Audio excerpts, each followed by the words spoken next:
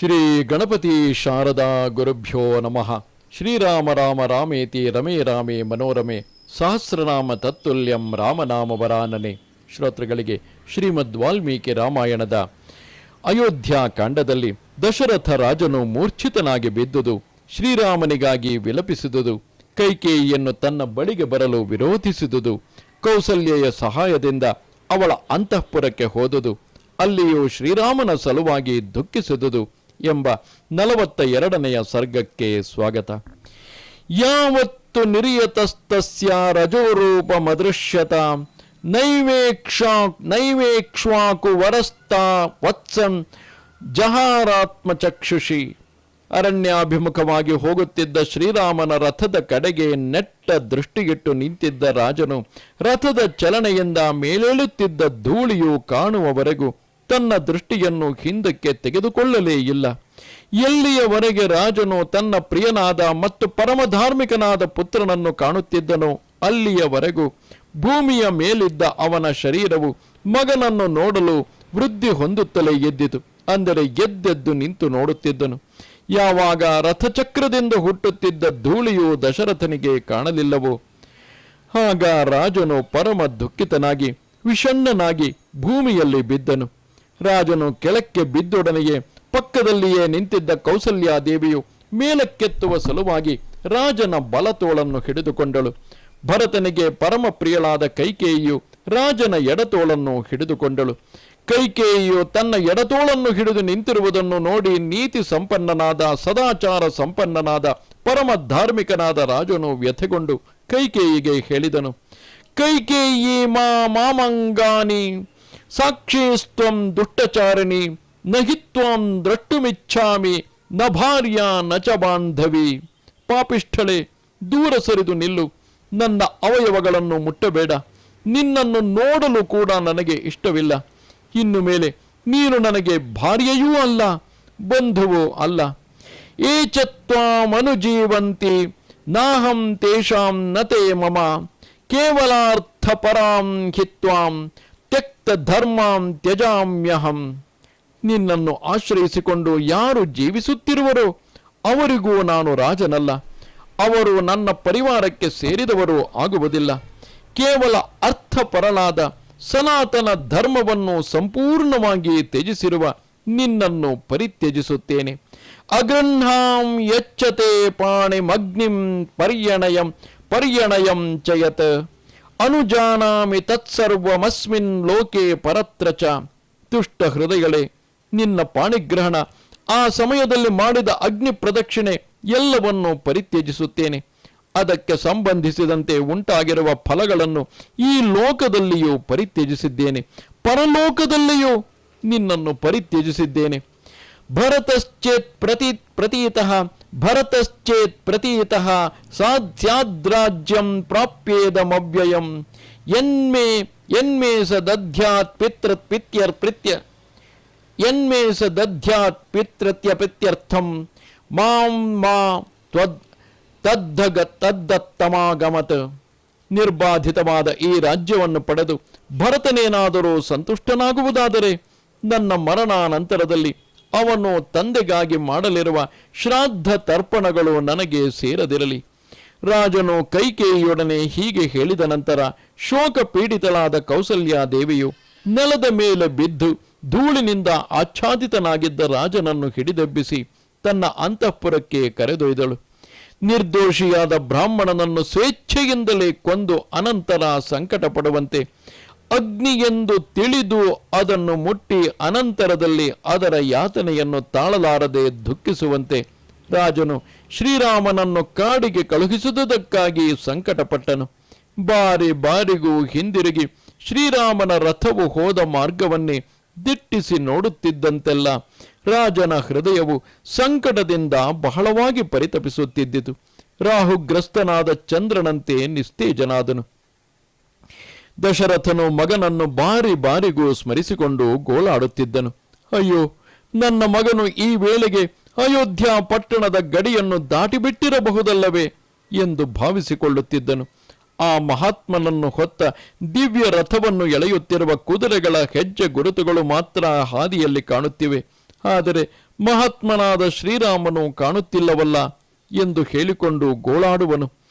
ಯಾವ ನನ್ನ ಸುತೋತ್ತಮನು ಅರಮನೆಯಲ್ಲಿ ಚಂದನವನ್ನು ಪೂಸಿಕೊಂಡು ಬೀಸಣಿಗೆಯನ್ನು ಹಿಡಿದಿರುವ ಶ್ರೇಷ್ಠ ಸ್ತ್ರೀಯರಿಂದ ಸೇವಿಸಲ್ಪಡುತ್ತಾ ಸುಖಕರವಾದ ತಲೆದಿಂಬಿನಿಂದ ಕೂಡಿದ ಹಂಸ ತೂಲಿಕೆಯಲ್ಲಿ ಮಲಗುತ್ತಿದ್ದನು, ಅವನಿಂದು ಕಾಡಿನಲ್ಲಿ ಯಾವುದೋ ಒಂದು ಮರದ ಬುಡವನ್ನು ಆಶ್ರಯಿಸಿ ಕಟ್ಟಿಗೆಯನ್ನು ಕಲ್ಲನ್ನು ತಲೆದಿಂಬಾಗಿಟ್ಟುಕೊಂಡು ಮಲಗಿದ್ದಾನೆ.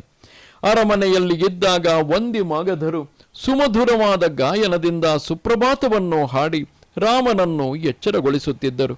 ಆದರೆ ಈಗ ಗಜರಾಜನು ನೀರಿನ ಪ್ರವಾಹದಲ್ಲಿ ಬಿದ್ದು ಹೊರಲಾಡಿ ಕೆಸರಿನಿಂದ ಲಿಪ್ತನಾಗಿ ಸ್ವೇಚ್ಛೆಯಿಂದ ಹೊರಬರುವಂತೆ ಕಲ್ಲನ್ನೇ ತಲೆದಿಂಬಾಗಿಟ್ಟುಕೊಂಡು ಮಲಗಿದ ದೀನನಾದ ರಾಮನು ನೆಲದ ಮೇಲಿನ ಧೂಳಿಯಿಂದ ಆವೃತನಾಗಿ ಬೆಳಗಾಗುತ್ತಲೇ ತಾನಾಗಿಯೇ ಎಚ್ಚರಗೊಳ್ಳುತ್ತಾನೆ. ಬೆಳಗಾಗುತ್ತಲೇ ಮೇಲೆದ್ದು ಅನಾಥನಂತೆ ಕಾಡಿನಲ್ಲಿ ಹೋಗುತ್ತಿರುವ ಸಕಲ ಲೋಕನಾಥನಾದ ದೀರ್ಘ ಬಾಹುವಾದ ಶ್ರೀರಾಮನನ್ನು ಅರಣ್ಯದಲ್ಲಿರುವ ಮನುಷ್ಯರು ದಿಟ್ಟಿಸಿ ನೋಡುತ್ತಾರೆ. ಮಹಾತ್ಮನಾದ ಜನಕನ ಪ್ರಿಯಪುತ್ರಿಯಾದ ಸರ್ವದಾ ಸುಖವಾಗಿರಲು ಅರ್ಹಳಾದ ಸೀತೆಯು ಹಾದಿಯಲ್ಲಿರುವ ಮುಳ್ಳು ಗಿಡಗಳ ಮೇಲೆ ಕಾಲುಗಳನ್ನಿಟ್ಟು ಯಾತನೆಯನ್ನು ಅನುಭವಿಸುತ್ತಾ ಅರಣ್ಯಕ್ಕೆ ಹೋಗುತ್ತಿರುತ್ತಾಳೆ. ಅರಣ್ಯಗಳ ಸ್ವರೂಪವು ಸೀತೆಗೆ ತಿಳಿಯದು. ಗಂಭೀರವಾದ ಮತ್ತು ರೋಮಾಂಚನವನ್ನು ಉಂಟು ಮಾಡುವ ಮಾಂಸಾಹಾರಿಗಳಾದ ಕ್ರೂರ ಪ್ರಾಣಿಗಳ ಗರ್ಜನೆಯನ್ನು ಕೇಳಿದೊಡನೆಯೇ ನಿಶ್ಚಯವಾಗಿಯೂ ಸೀತೆಯು ಭಯಪಡುತ್ತಾಳೆ. ಅಯ್ಯೋ, ನಾನಿದನ್ನು ಹೇಗೆ ಸಹಿಸಲಿ? ಕೈಕೇಯಿ, ನಿನ್ನ ಆಸೆಯನ್ನು ತೀರಿಸಿಕೋ, ವಿಧವೆಯಾಗಿ ಈ ರಾಜ್ಯವನ್ನಾಳು.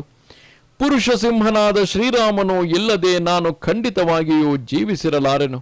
ಹೀಗೆ ರಾಜನು ಗೋಳಾಡುತ್ತಾ ಜನಸಮೂಹದಿಂದ ಪರಿವೃತನಾಗಿ ಮರಣದ ವಾರ್ತೆಯನ್ನು ಕೇಳಿ ಸ್ನಾನ ಮಾಡಿದವನಂತೆ ಕಲ್ಮಶಯುಕ್ತವಾಗಿದ್ದ ದುಃಖದಿಂದ ಸಮಾಕ್ರಾಂತವಾಗಿದ್ದ ರಮ್ಯವಾದ ಅರಮನೆಯನ್ನು ಪ್ರವೇಶಿಸಿದನು.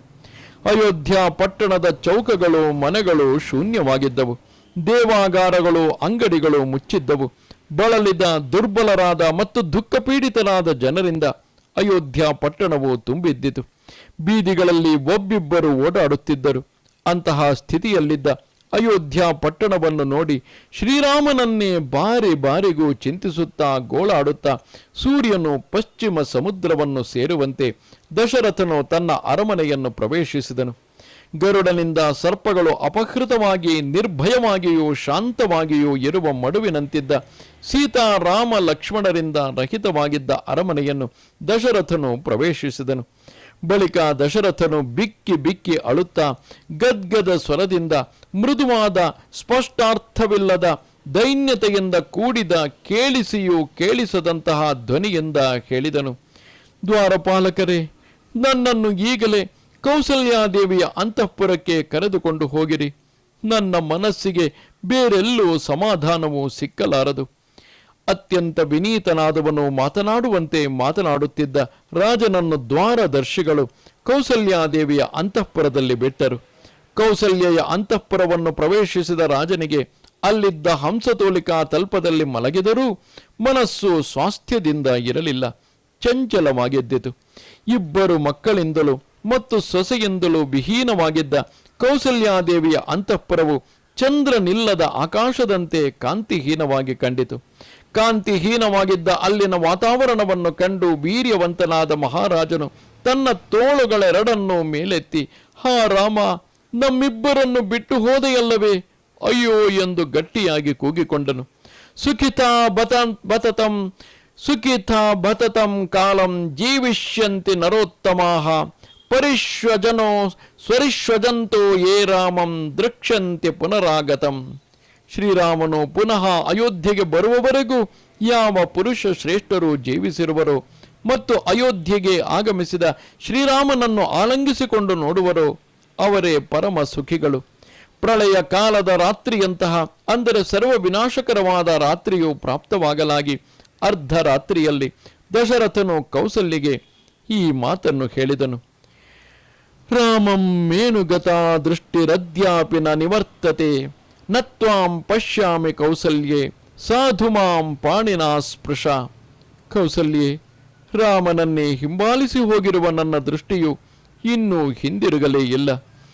ಈಗ ಶ್ರೀರಾಮನ ಹೊರತಾಗಿ ನನಗೆ ಮತ್ತೇನೂ ಕಾಣುತ್ತಲೇ ಇಲ್ಲ. ನಿನ್ನನ್ನು ನಾನು ಕಾಣುತ್ತಿಲ್ಲ. ಶ್ರೀರಾಮನ ಮೈದಡವೆ ಆಧರಿಸಿದ ಕೈಗಳಿಂದ ನನ್ನನ್ನು ಸ್ಪರ್ಶಿಸು. ಹಾಸಿಗೆಯ ಮೇಲೆ ಮಲಗಿ ಶ್ರೀರಾಮನೊಬ್ಬನನ್ನೇ ಅನವರತವಾಗಿ ಚಿಂತಿಸುತ್ತಿದ್ದ ರಾಜನನ್ನು ನೋಡಿ ಕೌಸಲ್ಯಾದೇವಿಯು ಆರ್ತ ಭಾವದಿಂದ ಕೂಡಿದವಳಾಗಿ ಪತಿಯ ಪಕ್ಕದಲ್ಲೇ ಕುಳಿತು ಗೋಳಾಡಿದಳು. ಇದು ಶ್ರೀಮದ್ ವಾಲ್ಮೀಕಿ ರಾಮಾಯಣದ ಅಯೋಧ್ಯಾಕಾಂಡದಲ್ಲಿ 42ನೆಯ ಸರ್ಗವು. ನಮಸ್ತೆ ಶಾರದೆ ದೇವಿ ಕಾಶ್ಮೀರ ಪುರವಾಸಿನಿ ತ್ವಾಮಹಂ ಪ್ರಾರ್ಥಯೇ ನಿತ್ಯಂ ವಿದ್ಯಾದಾನಂಚ ದೇಹಿಮೆ. ನಮಸ್ಕಾರ.